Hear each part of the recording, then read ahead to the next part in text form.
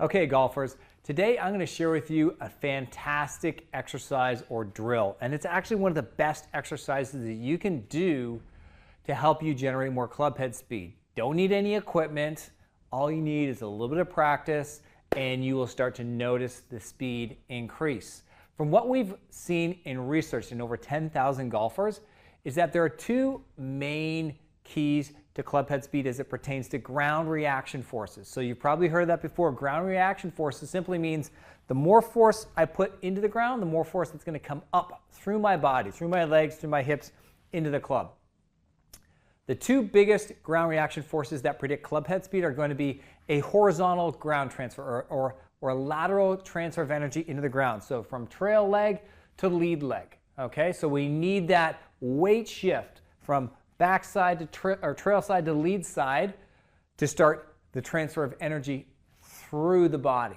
Number two is going to be the amount of vertical forces in your lead leg. Okay, so vertical force just means the amount of down force this leg puts through the ground. So you'll often see long drivers.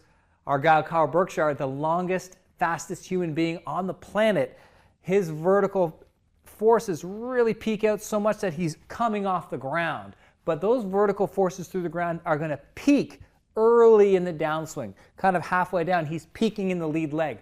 Most people that swing 100 miles an hour and less, they're peaking closer to impact or at impact.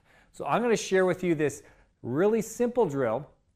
It's simple, but that doesn't mean it's easy, because you will find that your tendencies in your swing are going to come out. Okay? So I usually call this the swing heel pressure drill. Okay? There's 3 baby steps in it. Heel pressure 1. Okay? So I like to use a club just across my chest just to give me a reference point. I'm going to use my trail heel here. I'm going to step into my trail heel, and I'm going to push into that trail heel to get my body to turn. Okay? And then point my shoulders at the ground. So I'm actually lifting this foot off the ground and stomping into that trail heel to get my body to turn. That's part 1. So do 10, 15, 20 repetitions to feel this. And then you bring it into your swing.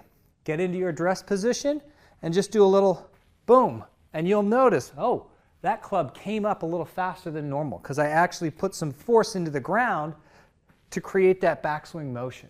Right? So it's the ground force that creates the backswing. It's not this being passive and me just, you can see the difference here. If I just turn, I'm not putting force into it. I'm kind of restricting with my lower body, and I don't get a lot of speed in the backswing. But if I do this, you can see the difference. That backswing, boom, got pulled right up because I put force into the ground. So that's part 1. If you're enjoying this video and finding it helpful, I would highly recommend you check out our brand new P4S Golf app. You can take our quiz that will give you a custom plan based on your results. You'll answer a few questions about yourself, go through our assessment, and our algorithm will assign a program specifically for you. This app is the first in the world where you can have the choice between short exercise demos or full-length follow-along workouts. There's no stock videos.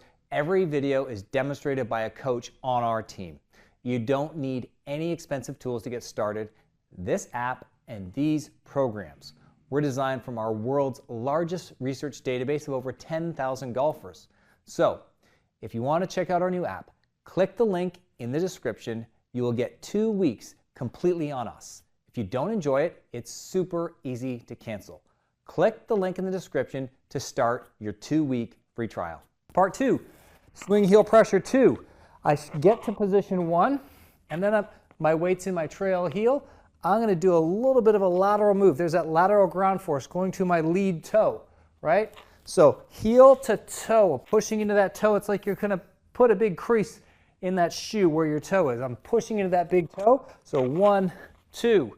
I feel this foot starting to grab the ground while my back is still facing the target. So it's 1, 2.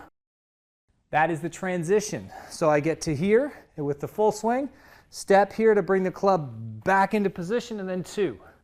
So 1, 2. And I feel this hip loading, and I feel that transition. 1, 2. While my back is still facing the target, my legs are starting to move this way towards the target.